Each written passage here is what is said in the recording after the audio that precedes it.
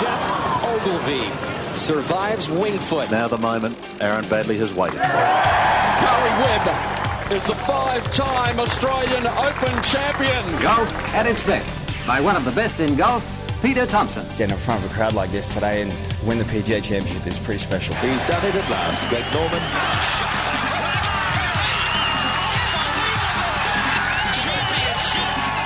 Matt Jones gets his name on the Stonehaven Cup. Leash been to 11 under. Now we've got a new leader, kids. There it is! Adam Scott. A life changer. Coming up next, you have unrestricted access to golf across Australia and the world. Thanks to Golf Australia, we're going inside the ropes. G'day everybody, welcome to Inside the Ropes, episode number 22.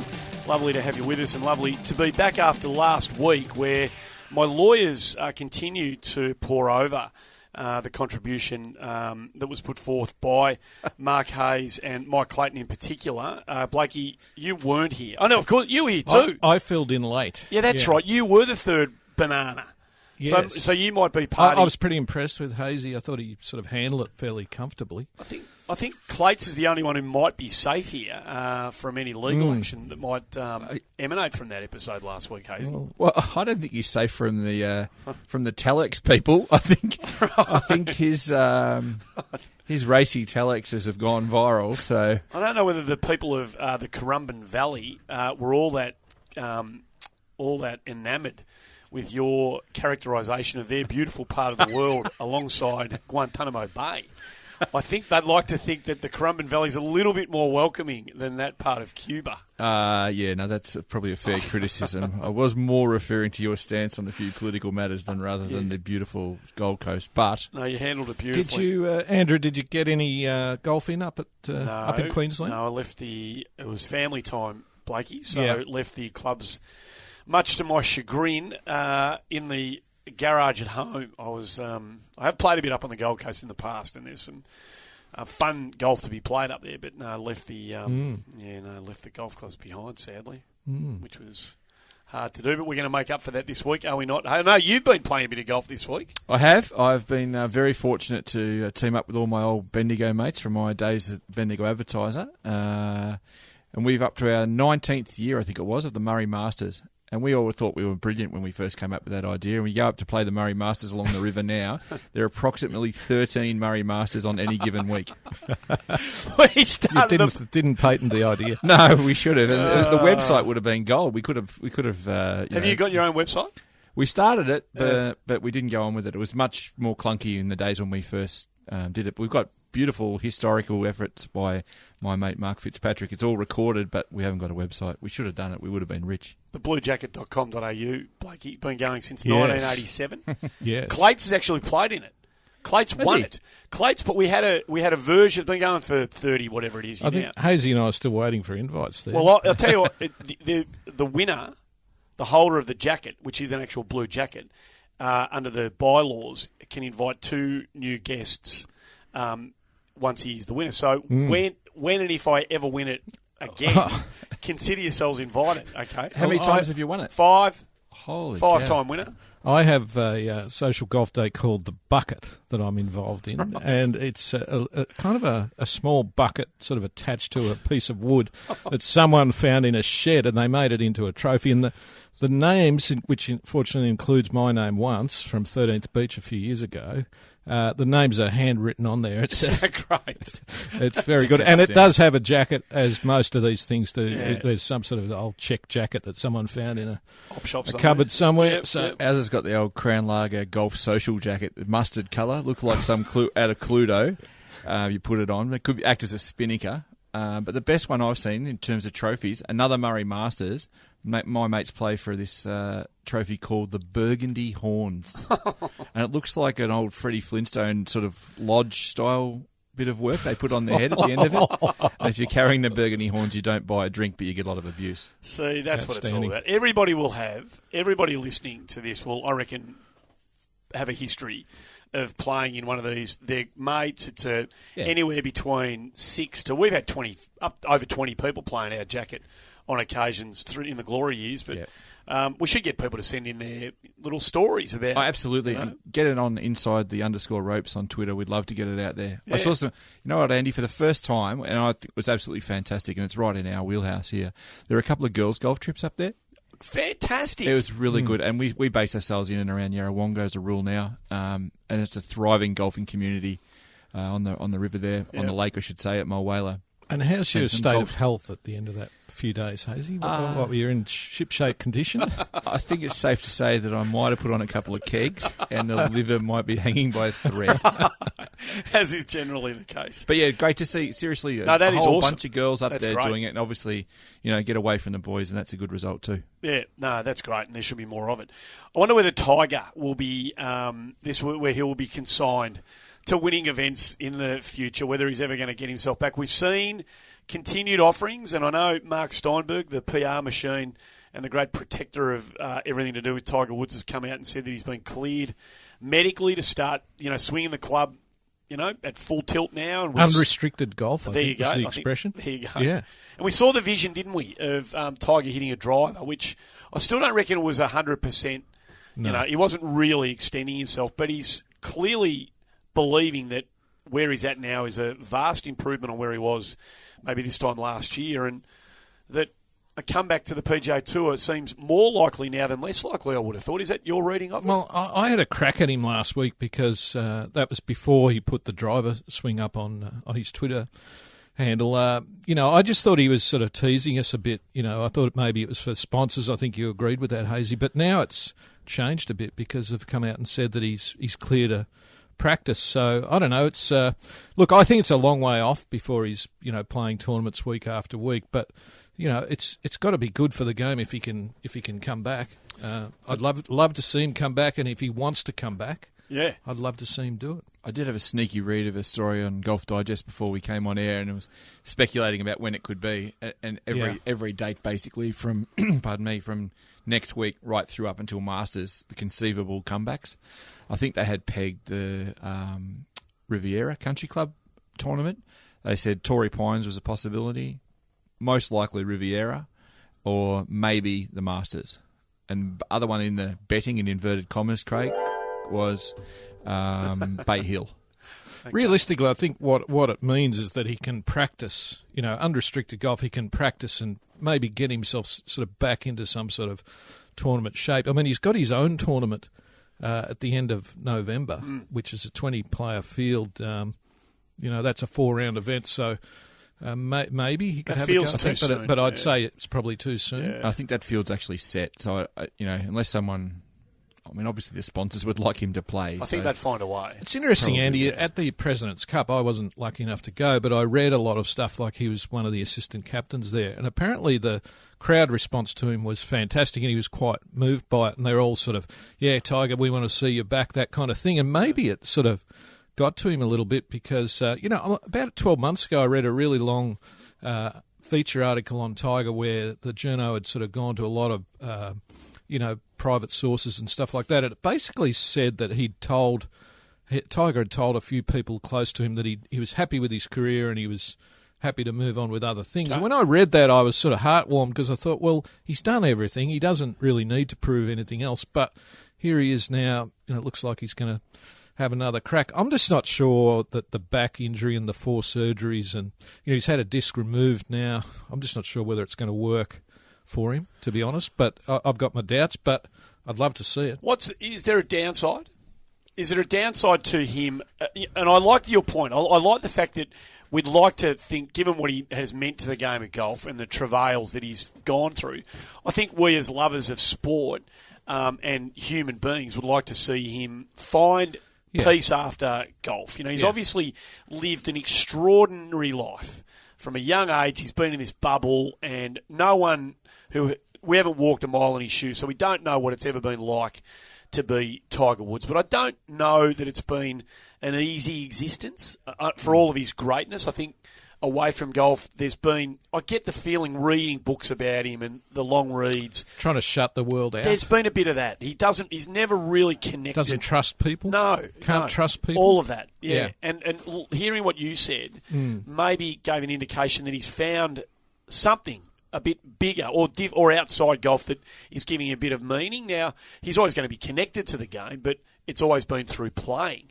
So I wonder if that is the case, that still exists, I would imagine, irrespective of him coming back trying to compete. I mean, he's a competitive beast.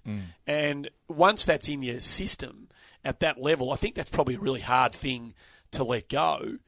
Is there a downside to him coming back? Well, I don't think he can win again on tour. You've said that. Yeah, you've said that for a while. I definitely don't think he can win. Hasn't won a tournament for 4 years. Yeah, no, it's a big stretch, and the world's in so many ways has gone past him with the big hitters. But I don't think it would diminish. Firstly, I think he wouldn't come back if he didn't think he could win, because I don't think he's coming back to pick up $14,000 checks here and there. Yep. So that is I'll cede him that. I don't think his game would, or his demeanour or his legend, whatever he is in law, would diminish if he couldn't win again. He's already done enough. I think everyone can, putting aside these personal issues, he can put aside. They can compartmentalise the pre-back fusion era and the post-back fusion era. So I don't think he's going to tarnish his golfing reputation. I think that's almost set in stone. Everything here would just be cream after that. What about the fact if it was sad? If he miscut, couldn't compete, and would that be sad to see? Yes. I think it would be. Do you remember when he had the chipping yips? It was horrible. Yeah, that's right. Yeah. It was awful to watch. I don't think he'd subject himself to that for too long. Yeah. Do you get just before we get off him, do you get the sense that the global golf audience, wants to see this happen? They want to see him stick his toe in the water one more time? I do a lot of radio interviews in my role, Andy, and invariably I get asked about Tiger, and it's not from golfing people per se, it's from sporting channels, and they ask me about Tiger. It just, to me, a disproportionate number of times, because I think he still moves that sporting needle. So the answer to your question then is yes. No doubt. Whether he's still clearly the most known name in modern golf to people who don't follow the game. So, I mean, I think it would be beneficial for the sport itself to have him back in and around for a little while, even though I don't think he'll actually win an event. It's been a long time, Andy. 4 years since he won a tournament, 9 years since he won a major. He's 41 years of age. Looked up his world golf ranking this week, just for the hell of it, 1,164. Jeez. So if he came back, I mean, if you just project forward for a moment, Hazy, if Tiger came back, say, and let's say he won a major, this would be the greatest comeback in anything, any sport ever, because golf's had a few of these. Ben Hogan had a bad car accident in 1949 and came back and won a string of majors afterwards, including the US Open in the next year. How long after the car accident was that? Well, the US Open was only a few months later. Okay, right. And he had two breaks of his pelvis and broken ribs and all sorts of stuff going on. So it came back and won the Open at Merion, which is where the famous photo that's up on my office wall comes from. But this would be... It would be incredible, but I doubt that it can happen, but I'd love to see him have a crack if he wants to. 9 years. 9 years. Stop and just think about that. 2008 US Open. How quickly has that gone? And how much has the landscape of golf moved, since that point in time? So many things have changed. Gee whiz, yeah. Okay, we'll watch this space. If you've got a view on it, feel free to let us know via the Twitter handle at inside the _ropes. I'll tell you, has anyone seen enough of Tyrrell Hatton in the last, sort of 18 months, particularly the last couple of weeks where he's been, white hot? And we see this a bit, particularly in Europe. Alex Noren did it a year ago, and now Tyrrell Hatton's last 4 weeks have been extraordinary. T3, T8, 1-1. I mean, he's on a tear. He's now up to 17 in the world, on the official world golf rankings, having started at 29 2 weeks ago before St Andrews. Has anyone seen enough in this bloke to suggest that he might be able to stick his nose in the frame from a major championship perspective? Yeah, I do think he is. He's a bit streaky. That's what it looks like. But he's only 26. What gets me about him, and I've always felt that I don't know another game other than golf, where people can get on a tear. And it's the same at all levels of the game. We've all felt it ourselves, where you have a period where you're hot and then you lose whatever it is. You find something. And it's the same with pros. And Tyrrell Hatton is just unbeatable at the moment. If he teed it up in a major this week, he'd be one of the favourites, wouldn't he? Oh, I would have thought so, yeah. And he played in all 4 majors this year. He missed cut in all the 4. So you work it out. So clearly the high end of his game is extremely good. And he's going to be a force, but he has to hold what he's got now.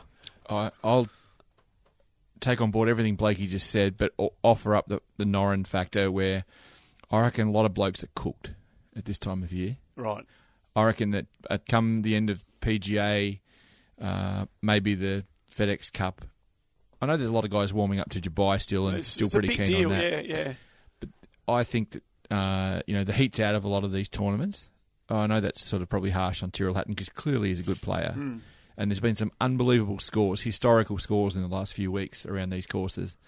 But he's got to do it somewhere where there's a bigger, harder field for me. It's a very good point. You watch, for example, at Milan last week, you watch the way Sergio kind of was carrying himself around the... Now, his world's changed dramatically in the last 6 months.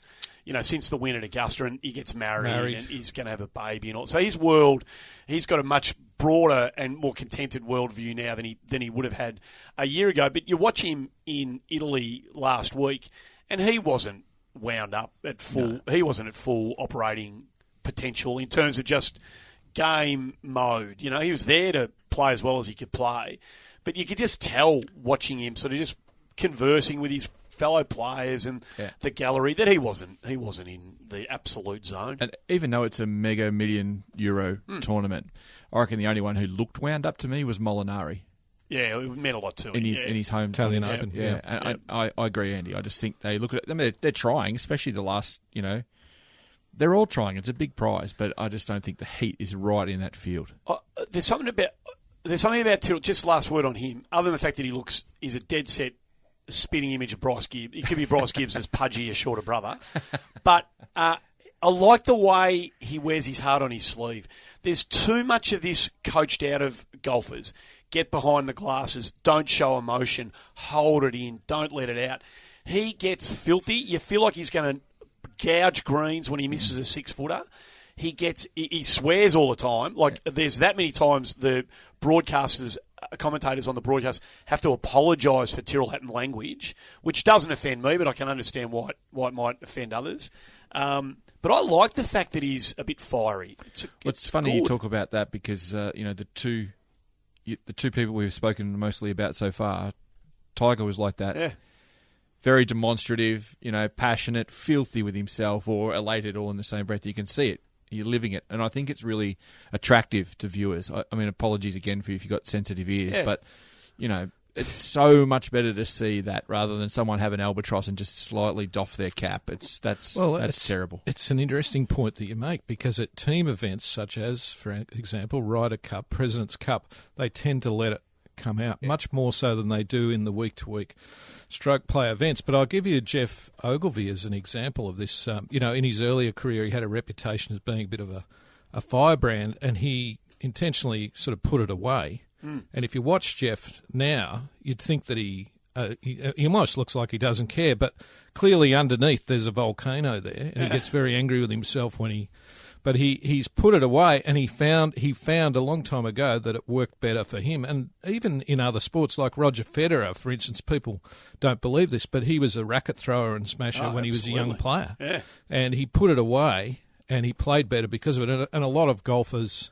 are like that. So, it's just a matter of finding middle ground, I guess. And we do celebrate the guys that, we enjoy those guys that put it out there. And Pat Perez, who won the PGA Tour event in Asia last week, Andy, is exactly the same. They can't. The guys with the boom mics can't get too close with him on the course because he lets fly all the time. What about? We should mention just while you brought that up, and there's just a couple of other bits from Italy that I do want to mention before you get off it, but.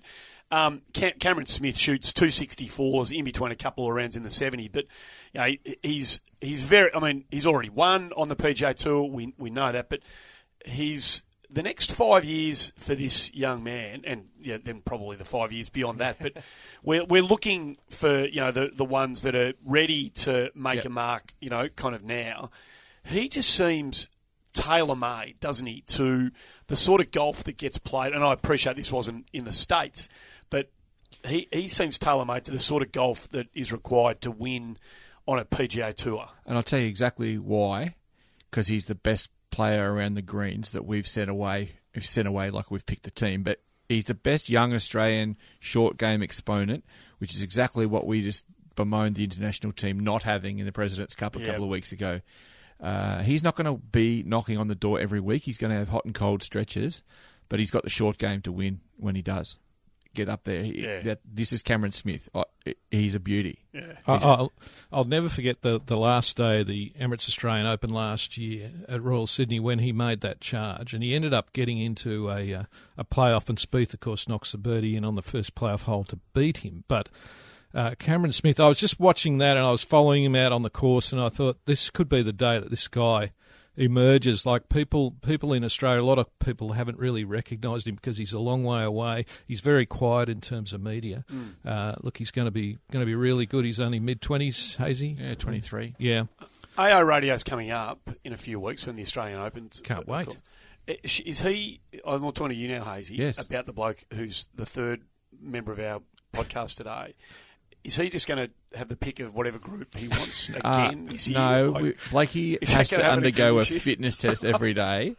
If there's any holes that have slight inclinations, he's to be banned from them. There are a few undulations at the Oz. There are. He's going to have araldite on his microphone so that nothing falls off. He's got a very strict contract this year, Blakey. I'm still getting over that. The listeners don't understand. I tend to dominate the selection of groups to follow. And a couple of 2 years ago, I picked Scotty on the last day because I thought Scotty was going to make a big run. I followed him all day, and he did nothing. And Spieth just ran everyone over, and I was just in the back blocks. So I'm still getting over that. I should have just swapped over. If it was Andy Hazy, Andy would just walk over and do it anyway. He'd just barge in on you. But if we could have Jim Nance. Who are some luminary golf Kenny Venturi. All the guys from the BBC that we all know and love, Renton Laidlaw, etc. We could have all them on the AO radio team. And if we had McIlroy, Norman and Nicholas, Blakey's got it. I've got those three guys, so I'll see you later. Bruce Critchley, you just you go and watch. Hey, Greg Chalmers is about to join us, so there's a whole lot of other stuff we need to talk about, which we'll get to after Greg. And we're going to bring you up to date with what's happening with Golf Month when Danny Barron joins us on the show. But did you see Grayson Murray, Blakey, chuck the club? Grayson Murray's a bit of a favourite of ours here for the wrong reasons. But did you see him chuck the club in the third round? And I didn't. He's chucked his club into the water. And was it the club or ball? Oh, now I'm getting confused. But he's drawn a bit of the ire of a few people for his on-course behaviour. And you look at the social media comments after that, there's a bit of the time for the PGA Tour to do something about this guy.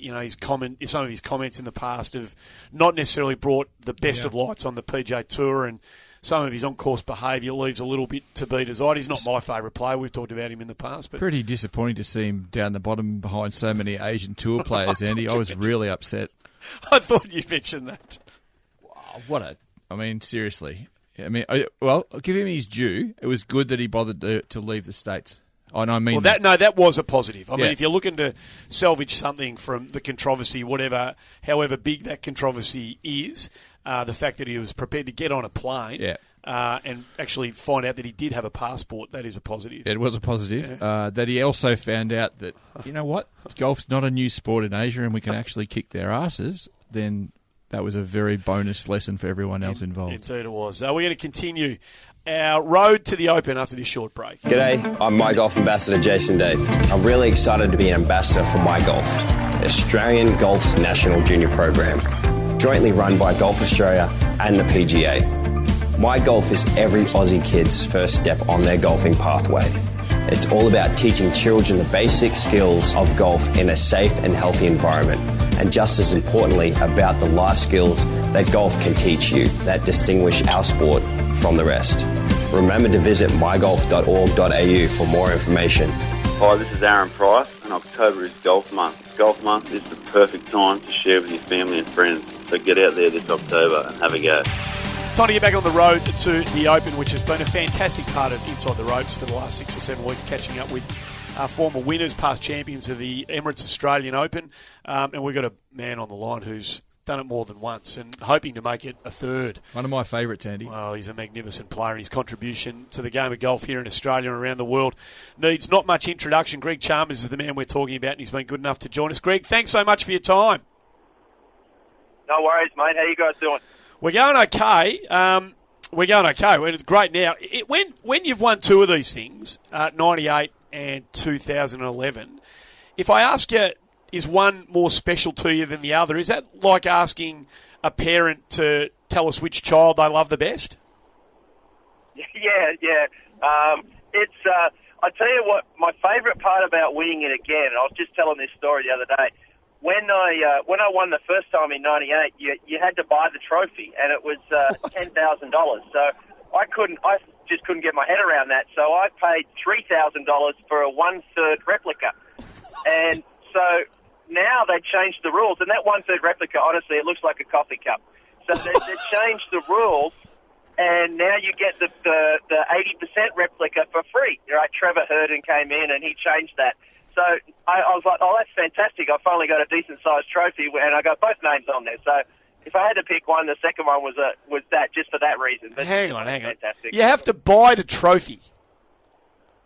You did back in the first time I won, yeah. And I think the British Open even had, the Open Championship even had that rule in up until, I might be wrong, but I know my 98 when I won it was $10,000 for an 80% replica of the trophy, and I paid $3,000 for a 30% replica. That's extraordinary stuff. I apologise on behalf of the AGU/GA. And they're still sort of trying to pay Hazy's salary, Snake. I think that's sort of changed things a bit. It was a funny one because what happened was I sent it straight. I got this replica, this 30% trophy, and I sent it straight to my golf club, Royal Fremantle, and I said, look, you guys just put this in the trophy cabinet. I'd never seen it. I was playing Europe. And I said, just, you could, take a look at it and leave it in the cabinet and I'll get it. Well, I kind of just left it there for years until I got to America. And then my wife said, we'd like to have that. Can you get it when you go back to Perth? And I'm like, well, how am I going to get this home? Where am I going to put it? And I went and picked it up and I rang her and I said, yeah, we got no problem. I'll put it in my backpack. It's like the size of a coffee cup. And I'm like, all right. There was no problem. So if we go back to 98, Hazy and I were having a chat about this before we started doing the podcast today. You beat in your 2 years that you've won it, you beat two super fields, and we'll talk about 2011 after 98. But 98, there's some high-quality players at the top of their game in the field that year. You beat Appleby eventually by a shot. But I was starting to look at the scores that were posted that year, and I think it was something like amongst the top 10 that year, only 3 rounds were sub-70. Well, can you remember, was the course playing particularly tough that year? Royal Adelaide, wasn't it? Yeah. Yeah, Royal Adelaide, it was really brutal. Mike Clayton, I think, said at the start of the week, he said, even par, it'll be hold the trophy at the end of the week. And he saw me, I don't know when he saw me, but I remember him saying to me, I told you, because that's what I shot. And look, the rough was extremely difficult and really penal if you hit it offline, and the greens were firm. It was Royal Adelaide as it can be if it's set up. If they have the right weather and can set it up like that, it's really quite a joy to play. And I like that style of golf. I like when par matters. And I got away to a great start on the last day. I think I was 3 under through 6 for the day, and kind of hung on there the rest of the way, kind of keeping Peter Senior and Stuart Appleby at bay. So it was really cool. I think I'm the only guy. I think I've won the Australian Open the 2 times the President's Cup's been the week after. So look out next year or whenever they're coming back down. Omen. I love that. Obviously, get in early, get the good odds if you can. That is brilliant advice, mate. I was actually going back through a few weeks ago, and speaking of that, because not everyone would know that you've actually done really, really well over an extended period of time at this event. I mean, we don't consider you a grizzly old veteran like some others we might have chatted to, with no offence to any names in particular. But the last 3 years, you were still fourth in 2014. You obviously won in 2011. But you finished tied 12th in 1994 as an amateur. It's an incredibly consistent run over such a long period of time. How have you managed that? Is it just a passion you have for the tournament, or is it just something that brings the best out of you with a national championship setup? It's a little bit of everything. I think I've been blessed. I think if you look at the guys that play overseas all year against really difficult competition and on really difficult course setups, quite often they're the most successful when they get home to Australia, because the courses, even though it's the Australian Open, the pins aren't 4 or 3 from the edge; they're 5 or 6, and the competition isn't as difficult as the PGA Tour, even though it is very good. So you get a nice boost of confidence knowing that I think I can beat some of these guys. And I've just been it's been like a pain, because I'm not putting a lot of pressure on myself. And I think sometimes when you're really successful in golf, or want to be really successful in golf, you have to play with the right amount of don't care. And in Australia, it's not that I don't care, it's just that I know, hey, look, success is a bonus. I don't live and die by it when I'm playing Australia, but I do over here, and so in the States. So I have a good amount of just relaxed, don't care when I play down there, and so that has helped me perform well. Greg, how was the don't care factor as you came up the 18th at Royal Adelaide that first time? Because you were a much younger player back then, 1998. Did you have a good lead, or because you only won by a shot? So I presume you're in the last group. Yeah, I was. No, I wasn't actually. Stewie was in the last group behind me. I was playing with Peter Senior, and I hit it in the right bunker, pot bunker off the tee. I think that's where I hit it, and then I definitely hit in the right greenside trap, and then hit it out to about 20 feet, and rolled that 4 foot by like an idiot, and then managed to make that one, and I made bogey, which meant Stewie had about 15 feet for birdie on the last to tie me, and he didn't make it. And I don't know if you remember, it was an emotional sort of deal. I remember in my speech I said I felt like a villain today, because it was one of Stewie's first events, certainly his first event in Australia, I think, since Renee, his wife, had passed. Yeah.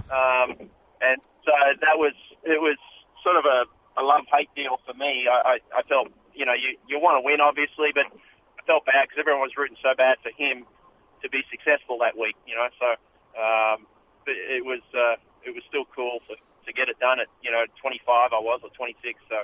And when you look back at that, probably you haven't looked back at the leaderboard too often, I wouldn't imagine. But when you think back to it, and you've got the better of Couples and Faldo and Norman, and the world's elite players were there.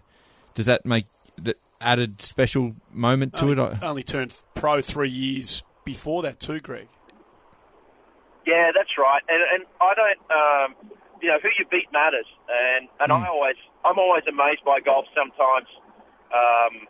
With you can, like, Greg Norman was my hero, and I remember the first time he won the Australian. I remember reading he won in '74.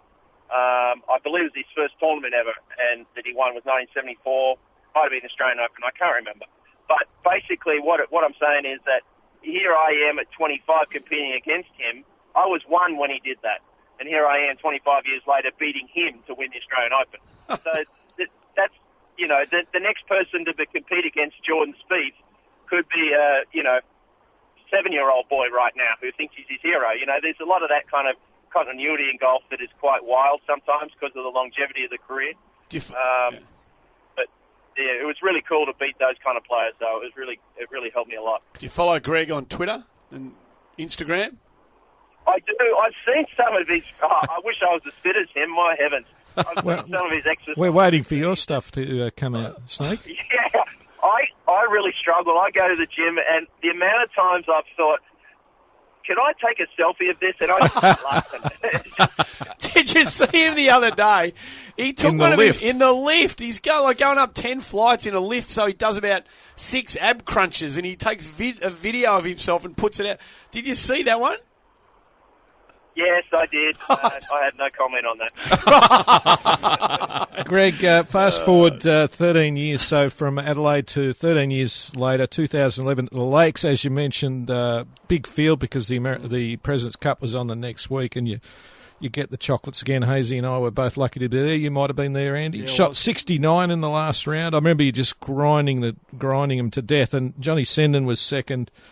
One Tiger Woods third, Jeff Ogilvy, Adam Scott, Nick Watney, Jason Day. I mean, it was a sensational field. Did the Lakes particularly kind of fit your eye? I think it was a breezy week, and I'm blessed to have grown up on a couple of golf courses that, obviously Royal Fremantle. It's like the third or fourth windiest city in the world over there in Fremantle, and then I grew up at Shelley Beach Golf Club, which is hanging off the ocean on the central coast of New South Wales. So playing in the wind is easier for me sometimes than some other people. I find it easy just to hit the ball down and move it around and get it where I want it to go. It doesn't bother me as much. I quite enjoy it. So that was good. I think I remember being fair. I got away to a good start again. I think I birdied either 1 and 2. Early on, hit some good shots. That really helps and gets you in that kind of frame of mind that, hey, this could be your day.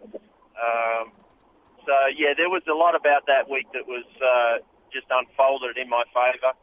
I do want to tell you a story, though, about the shot of the day on the last hole. Par 3 at the Lakes, yeah? Sorry. They had the... I went home and I watched the telecast because I like to watch just the rerun just to make sure I still win. And I'm watching it, and I'm like, okay, I watch it, and I'm fast forward through all the people that don't matter, and this is great. And then I get to the end, and Luke Elvey was the lead sort of, what do you call it? Not host. The colour guy. The host. Anyway, Luke is doing his thing at the end, and they're rolling the credits, and let's go to the shot of the day. And I'm like, okay, this, on 15 I hit a 7-iron, the par 3, I hit a 7-iron about 2 feet. And then on 18, I hit a long bunker shot out about 5 feet and made that. I said, I wonder which one they're going to pick. And then I hear Luke go, it's Tiger Woods with a chip there. I'm like, I was drinking a bourbon, and I like bourbon and Diet Coke, and I about spat it across the room. Well, there's a theme there that you've brought us to, Greg, because every time I've written a story about you over 20 years, I reckon I've used the word, I reckon every second time I've used the word underrated, but I kind of think you were underrated for a long time. You're not underrated in the industry or among the other players, I know that for a fact, but the public don't recognise you quite as much as others, and it doesn't. I wouldn't have thought the type of guy you are. It probably doesn't bother you, even though you would notice it. I don't care for 2 seconds. It doesn't bother me at all. I really enjoy just playing the game, and I really enjoy trying to get better at it. I don't, anything else that comes along with that. I've been, it's a cliche, but I've been blessed. I don't worry about, I didn't get an article written, or I don't care. You want to call me and talk, we'll talk. If you don't, doesn't bother me either, man.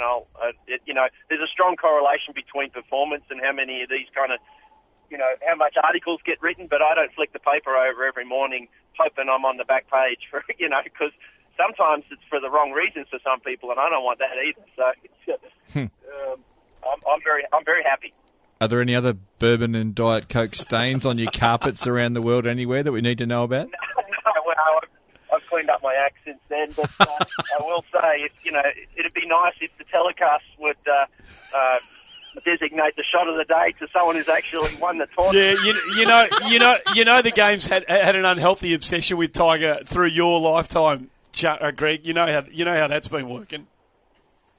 Yeah, exactly. And don't worry, I've taken it up with Elvie on more than one occasion. I've voiced my concern at that. Hey, your victories. I was there, and I was watching your victory speech on 18 Green. After you'd signed your card and done the formalities, and you're really emotional. Half your family was here, and the other half was back in Dallas. Can you go back to that time and tell us why? was it just the separation that you weren't all there together and this was such a big moment in your life? Why was that moment touching you the way that it was? I wish I could tell you it was. It's not so much why is it touching you. I've been a chronic crier in situations like that, and I can't help myself. And I wish I've tried to explain it to people. It's because you've been trying to control your emotions for so long. And I remember before Johnny was putting, and he's putting to tie me, I was in the locker room and I started crying. I'm like, what the hell are you doing, you clown? He could make this putt and you're not winning anything. So you stop crying and get your stuff together, So it's just your emotions come out, and you can't. And inside, honestly, I guarantee you, I'm saying, stop crying, you fool. This is ridiculous. But outwardly, I can't help it. Now, it didn't help. I saw my son. My youngest boy was with me. My oldest was. He was coming the week after, actually, 2 weeks later, and because he had some school stuff to finish before he came down with my wife. So I was, I saw my youngest as I walked out to sort of go to the presentation. That probably didn't help, but because he was like, "Dad, did you win?" He was only, she's in 13. He was only 7 years old. So is that Lachlan, Greg? That's Lockie. Yeah, so. He was kind of, that was kind of cool to have that. Those moments for people are rare. Winning is rare enough, but when you get people there that matter to you, that deal with, it's not always beer and Skittles in golf. You don't always just lift trophies up. There's always some struggles that go on. And so when you get those moments that are rare and that you've got the right people there, that's really cool. So I wanted to ask you about Lockie and the foundation that you and your wife Nicole run. The is it Maximum Chances? Because Lockie was, he's on the autism spectrum, and he had some sort of struggles early in his life. But I read that he, he goes to a mainstream school now, and he plays a bit of soccer. I'm not sure what else he does, but he's doing pretty well. And you've had your issues with that or your struggles, but you're doing pretty well with it. Yeah, so it's actually Lockie's my youngest. He's 11. Yeah.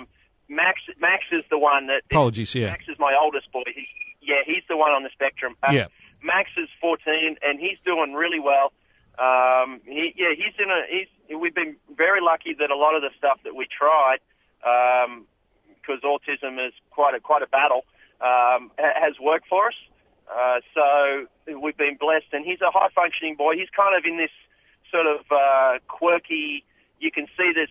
There's probably something that's a little quirky about him, but it's hard to pinpoint sometimes. I guess is where he's at. So he's in a bit of a limbo. But look, he's playing. He made the A. He set a goal to make the A team in the football. He's playing gridiron. So we're trying to keep an eye on that because obviously we're worried about head stuff. They got a lot of problems with that over here. So. But he's doing really well at the moment. The kids aren't sort of big enough to cause too much damage, and so he's going really well. Thanks. His grades are awesome. He's a very intelligent boy, but most of his challenges are social. Dealing with making friends and keeping friends and things like that. So, Greg, as a young parent, this is stuff that you're not trained for in life, and it hits you, and then you're trying to deal with it. As Blakey said, you've set up the foundation. When in the early days of that, how much kind of strength and support did your family derive from other families who were, trying to find, a happy balance, happy life with, children who are going through the same thing that you were going through? I would say when you're first diagnosed, and he was diagnosed right around 20 months, 22 months. Yep. When the doctor first sort of said, "Hey, look, this is not what you want to hear," but hey, guess what? So I would say early on, it's a massive learning curve, particularly if someone's going to your wife. I'm on the road 30 weeks a year, so someone had to drive the bus, and that's what I always sort of use the analogy. My wife drives the bus, and I'm going along as a passenger, but I've got to make sure I'm still on the bus and still being a part of the journey. Otherwise, it can't just all be her, because I don't want to come home and give the wrong medication or mess up his diet or, cause a problem that she's just been fixing for the last 4 weeks. So there's a lot about that, but yeah, you need a network and you need an infrastructure, and that's what we're trying to do with Maximum Chances. Is aside from pay for therapies for families, we're also an avenue for, hey, guess we can maybe help you with some early hurdles and some information that certainly my wife might have that can take away some of the stress of what do you do now, or what's some steps I can take now to help my son or daughter. That's great. Greg, as you mentioned, you're living in Texas there, and I know you're brilliant mates with John Senden and his family, and they're going through a hard time. It's a great community you've got there. You're both proudly Australian, I know that. To be away from home for so long and by so far, it must be comforting even in your tough times with Max and now with Jacob as well, to be able to bond together. Yeah, I think it's really important. Obviously, I don't want to talk out of school about what Sendo's going through, but we do. We spend a lot of time visiting and visiting him in hospital. He's going through his chemo and he's under radiation now, I believe, and texting and a lot of texting. And look, that's what happens when I moved over here to Dallas because I'm good friends with Phil Tatarangi. Pamps was also good friends with Phil, and he moved here because of that. Sendo was good friends with Pamps, so he moved here because of that. And then other guys have been, Leaney moved over, and he's since, he's moved back to Australia now, lived in Dallas. Nathan Green, Stephen Bowditch, Bodo still lives here. There's a bunch of us that, and then Phoenix is the same for some guys in Scottsdale. Orlando was the same for some guys, and you kind of follow suit you create your own little mini community, and then also meet other people and other friends, which we've managed to do as well. So it's pretty important when you live in, you don't have, our parents are 20,000 miles away, or 15,000 or whatever it is, so it's pretty important to have these little, the friendships you create and have with people are very important. They become your family. One last question before we put you back onto the Australian Open track that we've probably got you here for. 386 times you pegged it up in the PGA Tour, and it'd be remiss not to ask, that emotional breakthrough win in the Barracuda Championship, does it still just resonate with you like it was yesterday? Did you ever think it was going to happen? Do you think it's going to happen again? Okay, so I would say this. You have to think it's going to happen, otherwise, why even bother? If you don't think it's going to happen, then you're probably going to be right. It won't. I really enjoy, though, just the journey. I'm okay if it didn't. If I don't win, I wouldn't shed a tear. I was okay. I'm okay with the journey to get to that point, and I've really loved every step along the way, whether it be, I've got to improve this part of my game, or I really suck here and I've got to get that right, or I'm good here and we're going to maintain that. I really love that process. And if that led to me winning, then great, and it has. And I'm doing that again now, trying to manage things. And I still think, I changed coaches. I'm now getting coached by Brad Hughes. And I did that last June with a view to, I think this is going to really help me and maybe and win again. So that's how my brain works. But if I don't think like that, then I'm not going to achieve anything. So that's just kind of how I believe, things are moving for me in a good direction. But I've been thinking that, though, for 23 years, and there's been years in my career that haven't gone very well. So, but I always thought there was something good around the corner. Ultimately, you were proven right. I mean, you got there. Yeah. It only took 380.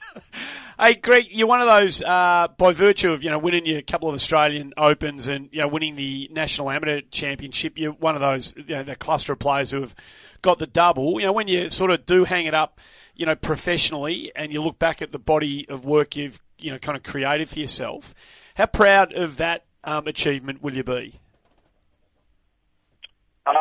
Yeah, I'd say very. I really love the Australian Open, and to have won it once. I've got some buddies that haven't won it at all. Some pros from Australia who played overseas, and that occasionally gets a mention if I'm having a drink with them or a chat. But, Jason and Leash, they cop it, do they? I'm probably more leaning. Yeah. I'm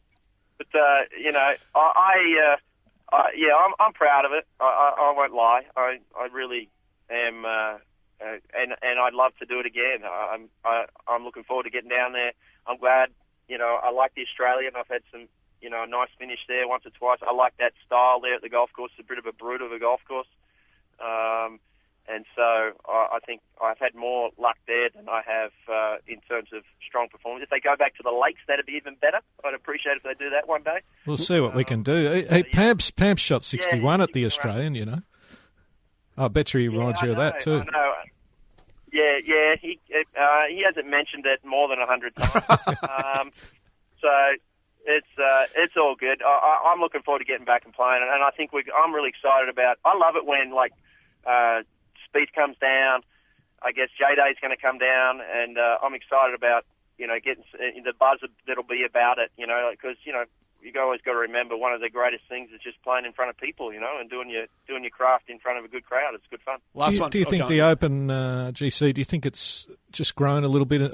Just on a good roll in the last few years since the McIlroy Scotty one where they went down the 18th at Royal Sydney. That kind of 213. Since then, it's getting a bit of momentum again. I think so. I mean, you guys be a better judge than me. It's hard for me to. I can only go what I read in the paper. I know from a player's standpoint, I've always players talk, and so when I've had probably a handful of players come up to me and ask me where's the Australian Open and what's the golf course like, and I'm just one guy. I guarantee you that other Aussies are getting the same questions. And our golf courses are our biggest asset when it comes to, aside from our country, but our golf course particularly is our biggest selling point to foreign players when you're trying to get somebody to come down and play. So that's the biggest thing to me. If we have it on good golf courses, then we're a good chance to get strong fields and attract some people through the gates to watch it. Just a silly obscure one from me to round out mine. Festo on the broad-brimmed hat of Peter Senior is probably the most ingrained in my memory sponsorship on a man's head that I can remember, Greg. But you had Hippo on your cap in 1998. Oh, what was Hippo all about? What were they doing? Yeah, so Hippo were a golf company. They actually, Peter Allis was actually their spokesperson. Myself, a guy named Russell Clayton played the European Tour. He was, and Ian Woosnam played their product. If you look back through Ian's pictures, you'll see him playing Hippo clubs and Hippo bag and everything, and wearing their clothes. They were a kind of a catered to more the working class golfer. They weren't like a high end product. But I started out just wearing their clothes. I never actually played their clubs. I just wore their clothes and carried their bag. They're not the most flattering name in the world if you're a decent-sized human being. But Russell Clay. In the Open yeah, Russell got a bit of ribbing, I think. He wasn't as... He's a big boy. He was a big boy. I got one obscure one too for you before we go. You had gave me one of my great moments in watching golf in the States practice round. I want to say the BMW Championship at Crooked Stick a few years ago, and you let me walk on a Wednesday inside the ropes with you while you were practicing. You came round to the 17th tee, par 3, very long, I want to say 220 yards, and you flushed, I want to say, a 3-iron or a 4-iron with your back to the crowd, the grandstand's on the right, and it was an awesome shot, covered the pin, finished 4 or 5 feet behind, just in a practice round, and the guy yelled down to you, "What did you hit, Mr. Chalmers?" And you just turned around and flicked and said, "I was going to hit a 9, but I hit an 8 because I really thought it was a bit up there." Knocked down 8. And, which I think I loved, and I was killing myself laughing and trying not to give the gig away. But you have a great deal of fun with the crowds, and why is that important to you? And do you keep doing it? And you got any other little tales like that? Oh, I learned a long time ago that 20-second or 10-second or 5-second interaction, you're judged by that. So I always try and keep that in mind and try not to be an idiot to people. And look, that's just how I was raised anyway. My father didn't he didn't raise me to be disrespectful. Now, I've had some times where it's warranted, and I've just bit my tongue. I did have one. I've had a couple of stories at the Phoenix Open on that 16th hole. I hold a putt for birdie and for about 8 feet, and this guy yelled out, there's 20,000 people around the hole, this guy yelled out, "Yeah, nice putt, too bad you got a fat ass." and I had and I wanted to get a glimpse of this guy, because I'm looking up and I've got 20 responses in my head about what I want to say, and I can't find him, I was very frustrated, and you get some sometimes, and I just laughed in the end. I'm like, yeah, good one, see you later, you clown. But then there's another guy at the Honda Classics, a really brutal finish, and I was running about 5th or 6th a few years ago, and I hit it in the water on 17, the par 3, and this guy, he's 10 feet from me, and he's obviously really drunk, and he's yelling over the ropes. He's just got this one little rope that he's yelling over. He says, "You're choking, you're choking." And I looked at him and said, "Mate, do you think that rope is some magic force field?" I said, "I'm about to shove this club right up your backside if you're not careful." And he goes, "Oh, I didn't think of that." Oh, it's great to know you're coming back down. Your contribution, as we said right off the top, to golf here speaks for itself, but around the world likewise. Your work might go unnoticed by the broader sports community on occasions over here, Greg, but it certainly doesn't amongst the hardcore golf community. We admire what you do, what you've done, and what you will continue to do. Thanks so much for remembering, the couple of Opens you've won and a whole lot of other stuff with us today. It's been a barrel of laughs and a great deal of fun. Thanks so much. No worries, guys. Too easy. I hope you guys have a good day. We will. Greg Chalmers joining us as we reminisce on Australian Opens won in the past here on Inside the Ropes. The Golf Australia website is now the place to go to look up your handicap and so much more. Whether you're out and about on your phone or in the office trying to avoid work, just go to golf.org.au and punch your golf link number into the box at the top of the homepage. Who knows, maybe that last round was just good enough to put you in single figures. While you're on the site, check out the daily golf results at your club, view our course index for up-to-date ratings, read the latest golf news from home and abroad, listen to Australian golf podcasts and interviews, and watch video tournament highlights or tips to improve your game. It's everything a golf tragic could want. Visit golf.org.au today, the home of Australian golf. Hey, this is Rod Pampling. Anytime you guys want to tune in and find out what's happening around the world, listen to Inside the Ropes. Great way to find out what the Aussies are doing. Keep your ears on. So Danny Barron about to join us to talk about Golf Month, but we've just got a couple of minutes on Greg Chalmers. What a first class ambassador for golf in this country that man has always been and continues to be. I think he could stay away from Australia for 1,000 years and still sound like he does, and I love him for it. But he's so proudly Australian, and he always looks for, I come at this from a media perspective, obviously. He always looks for the Australian media there to, reach out and be contactable. He knows that they're not jumping at him every week, but he's such a good bloke to deal with on so many levels, and he takes you into his inner sanctum there, the family, the caddies. He's more than happy to share what his ride has been. I've got nothing but admiration for Greg Chalmers, and he gets so unders in terms of recognition and achievements and stuff. Did you realise, Andy and Blakey, that he's had 17 top 25 finishes at the Australian Open? 17. Phenomenal. I mean, if you could have a career where you played 17 Australian Opens, that's phenomenal. Absolutely a world-class number. He's finished top 25 17 times, 7 top 10s. And seriously, he could walk down the street and not have anyone tap him. Well, I'd advise anyone who's coming to the Emirates Australian Open at the Australian next month, go out and watch Greg Chalmers putt, because that's where he does it. Absolutely. He's a good hitter, but he's one of the best putters out there. I'm trying to think of a lack of your point's a really good one about, and he said what he said about, I don't care whether anyone's talking about me, I don't care, right?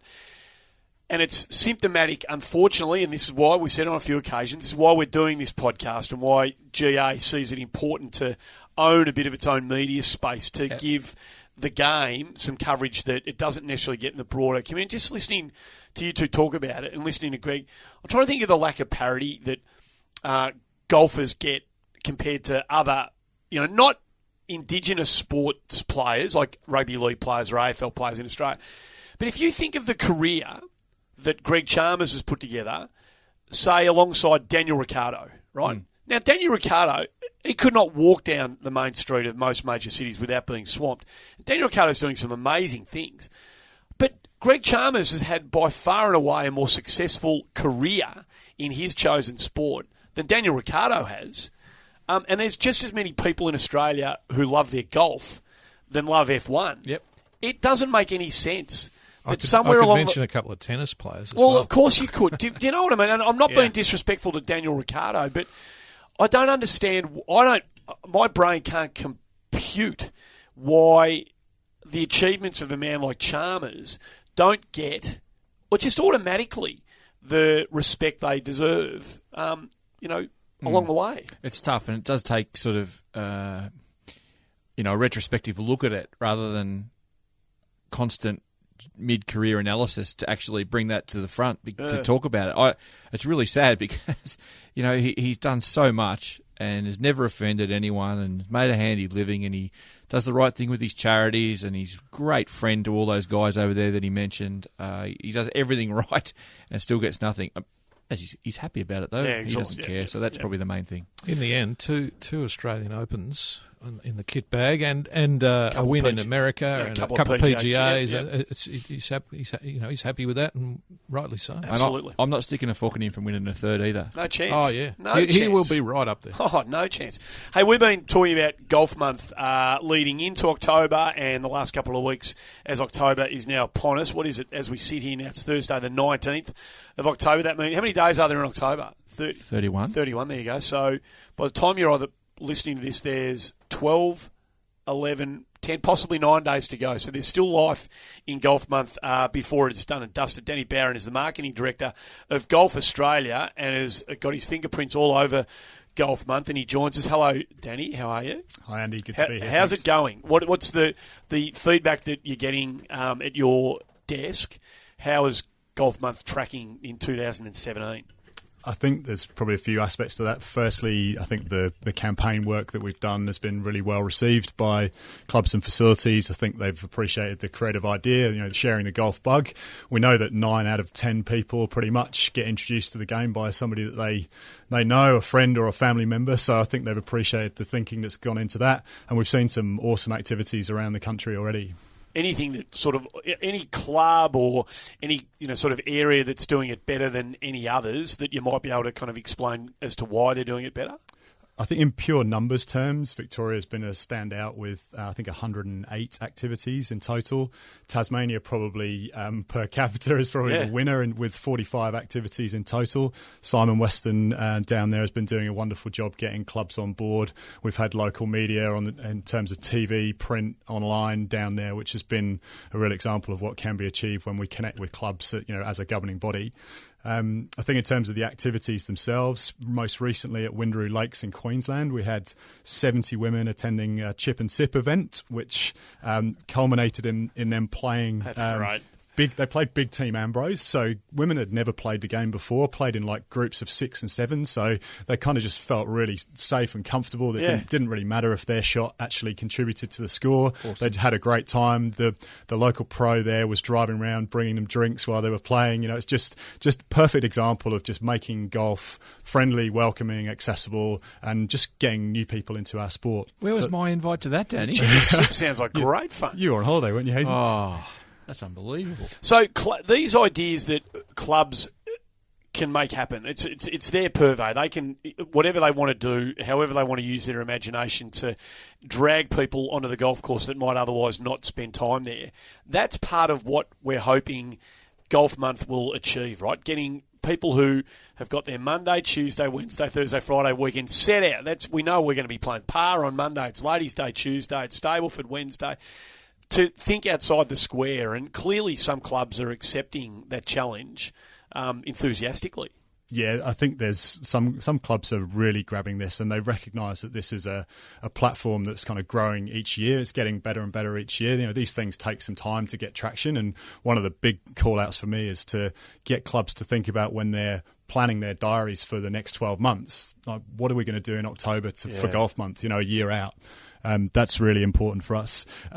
What's encouraging to me is that some of the bigger clubs and perhaps the more traditional clubs are really getting on board as well. Any examples? Yeah, so Royal Adelaide is one that really sticks out for me. So they've got a bring a non-golf club member friend activity coming up, which I think is a credit to Andrew Gay and the team there to show that even some of our traditional clubs, which really don't need new members, are jumping on board and being part of, I guess, what I consider to be a celebration of golf in October.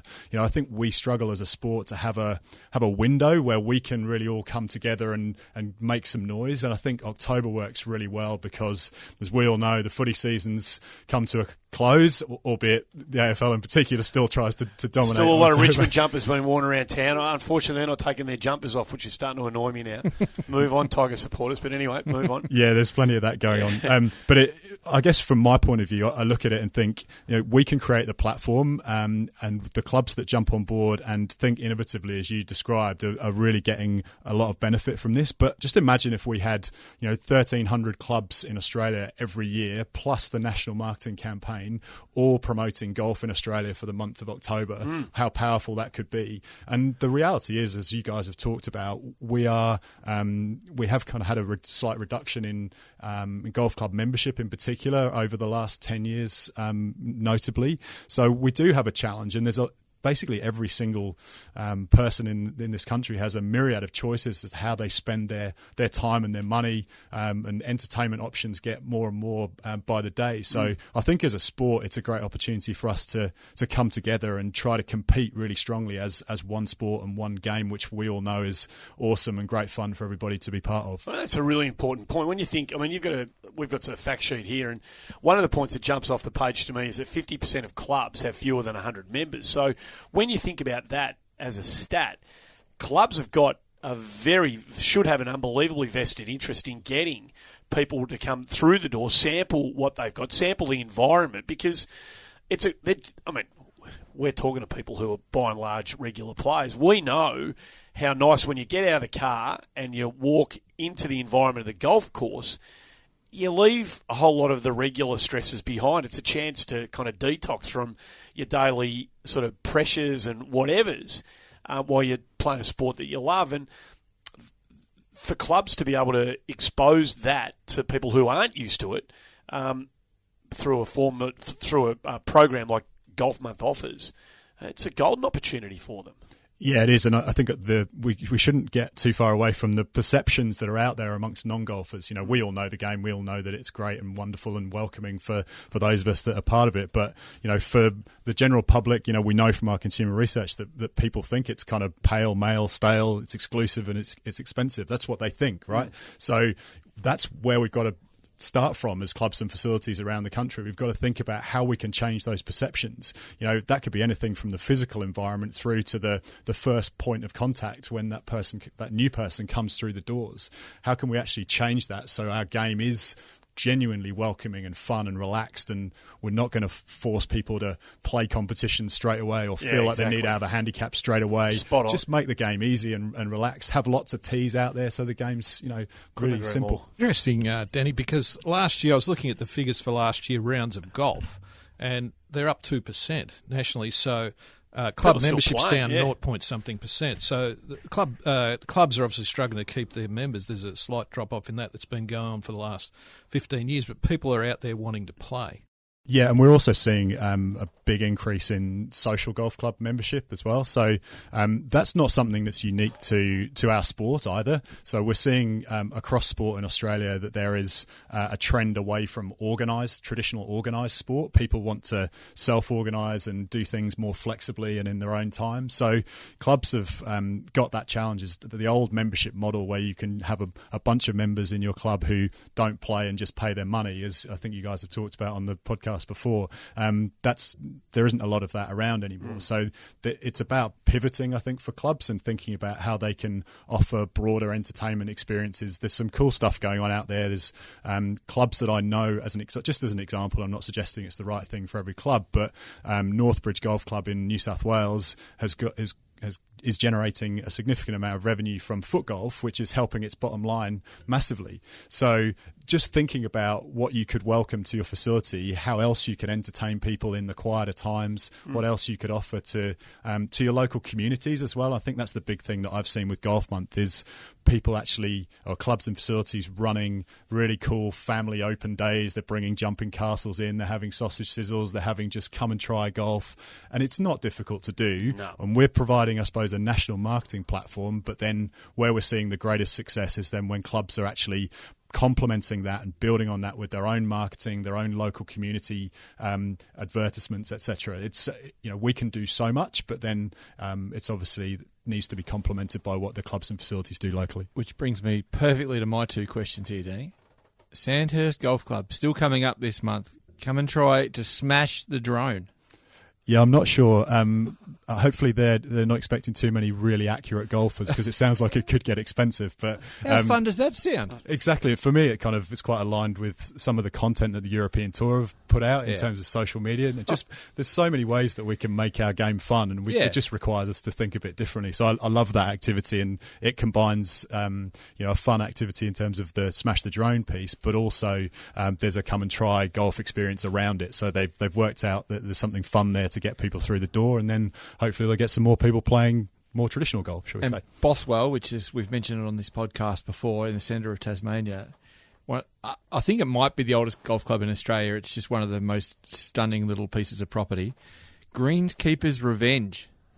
That just sounds awesome, because I know they've got a lot of sheep heading in the mowing sheds down there. I knew you were going to ask me about that one. I'm not exactly sure what kind of revenge they're going to be taking, but it might be worth Tassie listeners finding out. I think there's one thing that I would just like to say is that almost irrespective of the number of people that we're driving to activities around the country, we've had over 900 competition entries, and partly I expect thanks to you guys promoting that competition. So people telling us in 150 words or less who they're going to share the golf bug with during October, and some of the entries we've had have been absolutely fantastic. From one guy I think I mentioned to Hazy a couple of weeks ago, who has got a neighbour who's 76 and was about to take up bowls, and he said, no, you're not old enough for that yet. I'm taking you golfing, and we actually got photos of him actually taking him golfing sent to us. So that's at one end of the scale, and then there's a guy called Steve Button in Tasmania whose son's got cystic fibrosis, and he's starting him on the golfing journey. I guess slightly prompted by our campaign. So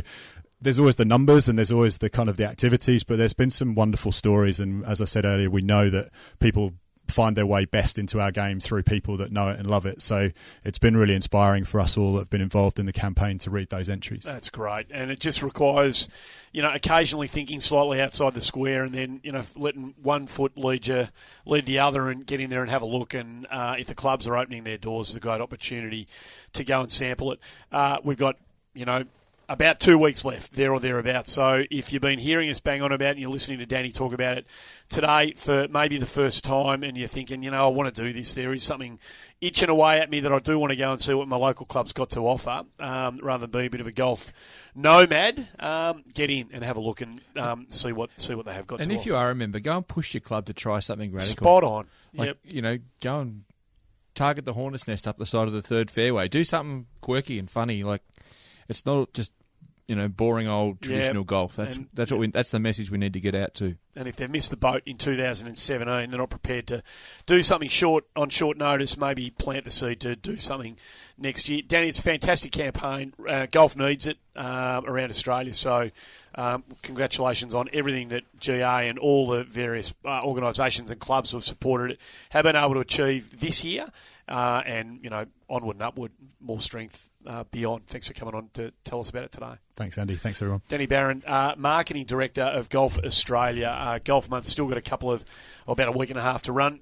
Wherever and whenever you're listening to this, get out and get involved with it if you can. Hi, this is Sherelle McMahon. Swing Fit is the fun, healthy, social way for women to get started in golf. You'll learn the basics of the golf swing and how to putt over a 6-week program, and get your whole body moving through yoga and Pilates-style exercises. You don't need any golf knowledge or equipment. Simply turn up in comfy clothing and get started. You'll be surrounded by like-minded people and receive constant support. So get outdoors, meet new friends and learn a sport that you can play for the rest of your life. To find a program near you, visit swingfit.com.au. Hello, I'm Travis Smythe. This October is Golf Month and the perfect opportunity to share the golf club with your mates. Get around it. Right, we've got other bits and pieces just to wrap up before we finish the show. We were talking about the Italian Open and Tyrrell Hatton at the top. Can I just mention quickly Marcus Fraser?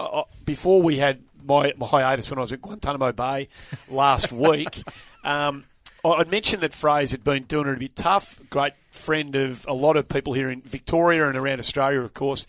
Well, he shot lights out in 2 rounds at the Italian Open. Shot the 62, the lowest round of his professional career in the second round there.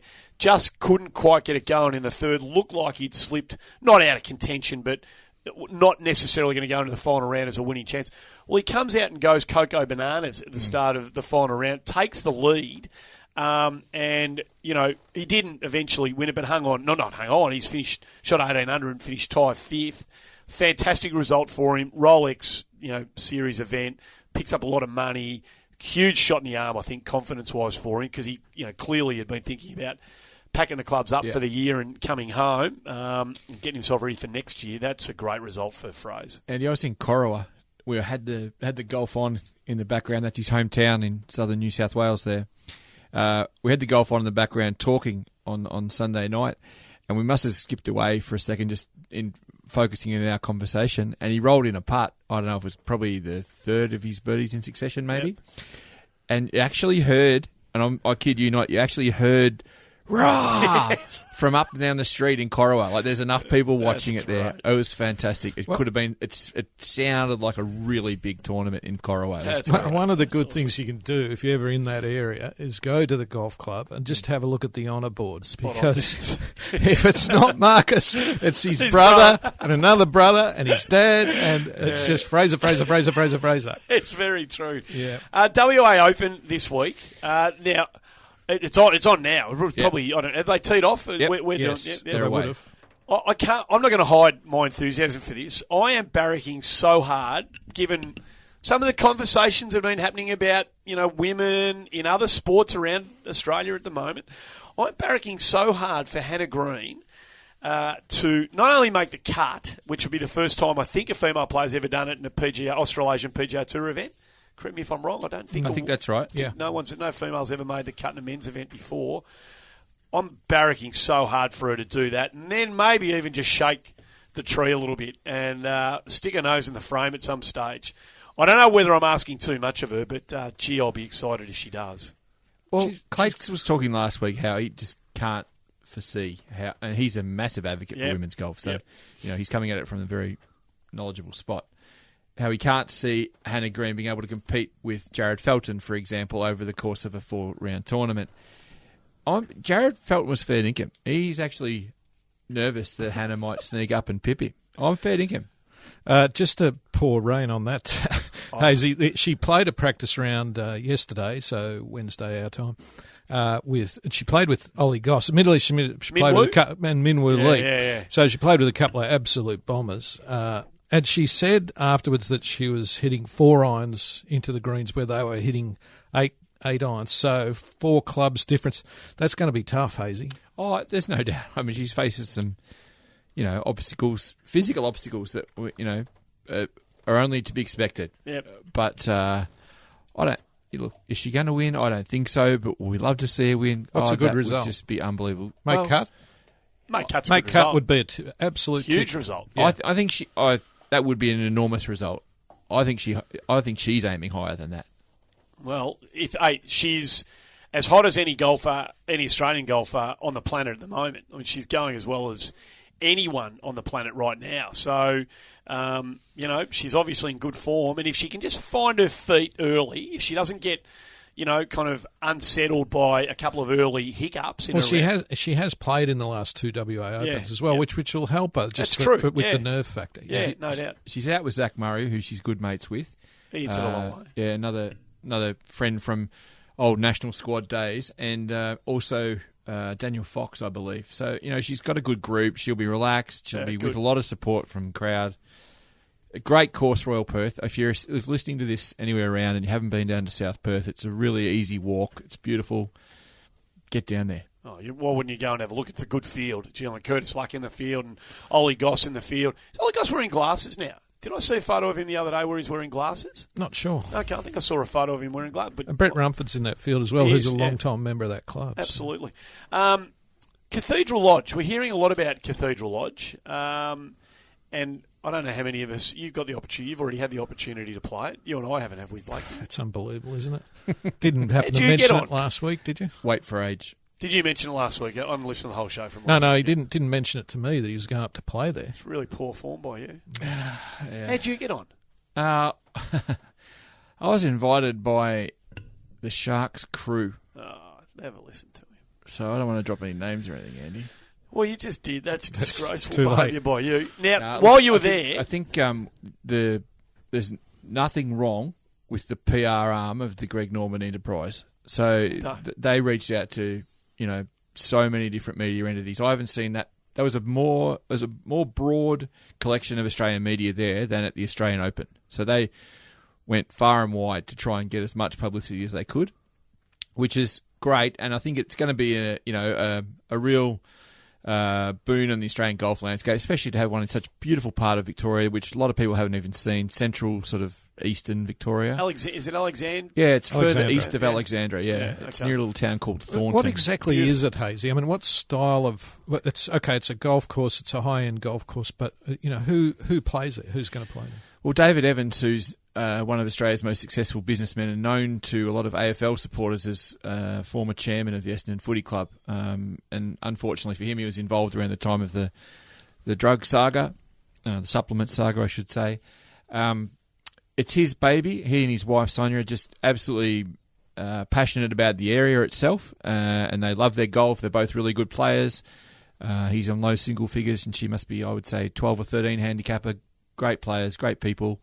They want to make it a club that 150 to 170 members. They'll be personally vetted by the Evans family. They want to make it a place where those people can go and their families, and they want to make it a place for those families to have their kids and come along and play. And they'll have members, guests and everything.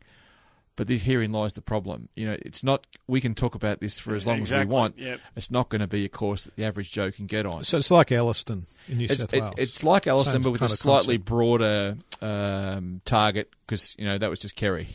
Yeah, that was Kerry only, Kerry Packer. This one's got at least a membership base, but they don't want it to be a course where you can pay $2,000 and go and play green fees. It's members and members guests only. It's a long way away from Melbourne. It's not an easy drive. There's going to be a lot of helicopter flights up there. They envisage 6 to 7 groups a day going around the course. So it's everything that's probably not who we're talking to right now. Yeah. With due respect to everyone, and the Evans family is awesome, and the passion they've got for it's great. But it's not an everyman golf course. No, it's definitely not. While you were there, you caught up with, did you not, a 14-year-old girl who got the opportunity to play? I did catch up with Greg Norman, but some of the conversation was just probably not quite right for our audience. I wouldn't have thought, Andy. So consequently, I watched him play with a young 14-year-old Kay Bannon, who was recently a member of an Australian development team that went and played in the Asia Pacific Junior Teams event. She was in a team behind the team that was Jed, who we've spoken to on here before, yep. Jed Morgan, and Grace Kim. So she's very much a development player on that front, but she's got a lot of promise, and she got the chance to tee it up with a pretty special foursome. Let's have a listen to her. Kay Bannon, a very special guest. I'm just interviewing you right now as we stand outside Cathedral Lodge Golf Club. You've just had a very special experience. Yes, I have. It's been amazing. So tell the listeners what you've done here. You've come out to the opening, the grand opening of a very famous now already private course, and you got to do what? I got to play with Greg Norman, Ricky Ponting, and David Evans, the owner. So. Now, listeners obviously can't see your face, but you've been smiling from ear to ear for about 3 hours now. I have. It's surprised my jaw hasn't started hurting yet. But I'm really happy and excited for this. When I got the call a few days ago, I just haven't stopped smiling since then. I'm just smiling for no reason, and my friends are like, "Why are you smiling?" I'm just like, "I'm just smiling." So how did you find out, and how were you chosen? I found out from a text message from Mitchell Judd, and he explained to me that he has selected me to play with Greg Norman in this grand opening of Cathedral Lodge Golf Club, and that's it. So you're 14, nearly 15. Yep. Greg Norman was finished doing most of his career by 2002. Yep. What do you know about Greg Norman? Oh, to be honest, I don't know much about Greg Norman. I know he's a legend. Mm-hmm. He's the greatest Australian golfer ever. You must know a little bit then to know that. I know a little bit, but not too much. He's former world number one. Yep. He's an amazing guy. He's great. So he took you under his wing out there, didn't he? Yes, he did. He gave me a lot of advice and tips with my golf swing and my putting and all that. It was really handy. Can you take it all in? Do you think you'll be able to remember it? I think I'll definitely be able to remember it. Give us one word of wisdom. He took you on the third hole here. He took you aside and really gave you some swing tips, didn't he? Yes, he did. He gave me some swing tips because I come down onto the ball. So he's telling me about my right shoulder, how I need to relax it a bit more and it square me up so I can hit it straighter. The biggest gallery you've ever played in front of? Yes, it is. It's very scary. It wasn't. You look pretty nervous. I was really nervous, but try to keep calm. You hit some good shots. I mean, and especially the last putt there, you rolled it in, and the crowd's gone nuts for you. Yeah, that was a good feeling. That was a good feeling. It went in. It's okay. It got in. It makes you want to, experience that more, presumably, in later life. Yeah, when I finished the last hole, I just wanted to keep playing. I was like, oh, but I couldn't. So you've had a taste of representing Australia already. You just came back from Hong Kong recently, your first Australian team. What was that like? That was amazing too. It was a great experience playing in a different country, how the ball reacts with, as in Hong Kong, it's very humid, so the ball didn't go as far and the greens were really grainy. So it was a really good experience that hopefully next time if I get to do another one that I'd be a bit more experienced and try to do better. Not many kids out there have got direct tips from Greg Norman, so you're one step ahead of the game. Well, congratulations on a fantastic 2017, and we look forward to hearing a lot more of you in the future. Thank you so much. Oh, God. 14, she's got no idea what's happened to her up there, but she'll obviously, that'll resonate with her for the rest of her life, and she's clearly got a future. There's a big crowd up there, Andy. It's some amazing stuff. She was... that smiling question that I asked her... I didn't have it planned. It's just happened because she's just beaming. She's just that's just one of the great experiences. If you want to be a professional golfer, as she does, to have the chance to walk around and play a few holes as Greg Norman's partner, she actually drew the shark as her partner against Ponting and David Evans. So, I mean, an incredible experience. And I think the cameras, when Norman started giving her tips down on that third fairway, they're about 400 cameras just trained on her. It was unbelievable. It was really good to see. Shark cops a lot of stick for a lot of different things. And when I mentioned before that some of the interview I had with him was a bit, not ideal for this show, perhaps. He's talking about wandering around. This is funny, Andy. You'll like this. He's talking about. I asked him about how he would plan the course in his mind and what's involved in laying out a course, because it's just a phenomenal piece of land, some valleys and hills and everything. And he goes, I would walk up that hill over there, and he's pointing up to this towering peak over the hill. And he goes, I'd sit up there for an hour and a half and just ponder the world and do a few ab crunches. Yeah, maybe strip off and get a few Instagram photos. I don't know, but it's as I said, that's not for radio or podcast publication because you can't really envisage what he's talking about. But he does some really odd things. I don't think that's unfair to say. But he's passionate there. In terms of the routing of the golf course? No. In terms of what normal people would do. He talks about the first morning of the course. He was out at 7:30 with a chainsaw. Despite what's happened to him in the past, Blakey, with his chainsaw injuries. He's had a few accidents with that. He has, and he took a chainsaw to a tree up the 18th fairway, ripped off a substantial limb, and I think they said at lunchtime, that he put that on Instagram, or someone did on his behalf, and it had something like 50,000 views. He leads a completely abnormal life, it's not something that the average Australian, I think, can identify with.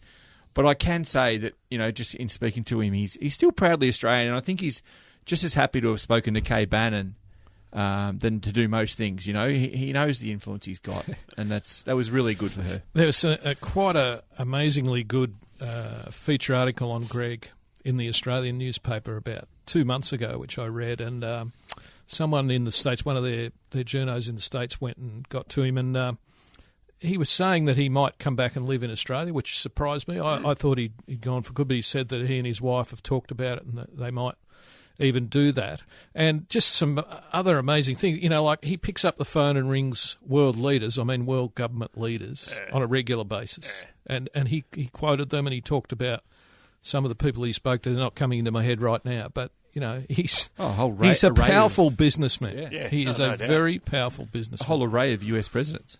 Yep. Speaking of Kay Bannon and amateur golf, you're heading off to New Zealand next week. I am.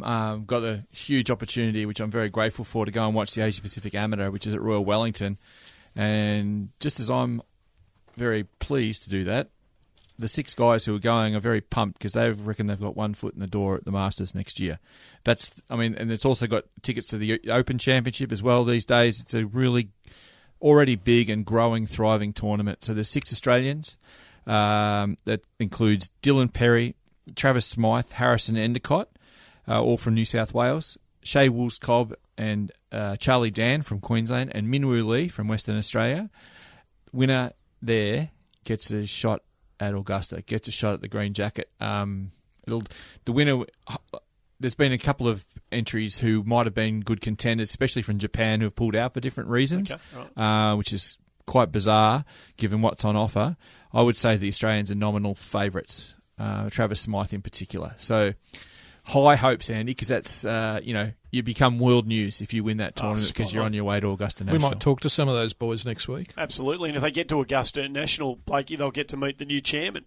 New chairman of Augusta is Fred Ridley, who's he's been on the board of Augusta for a while. He's the 1975 US Amateur champion. He's the 7th chairman of Augusta National.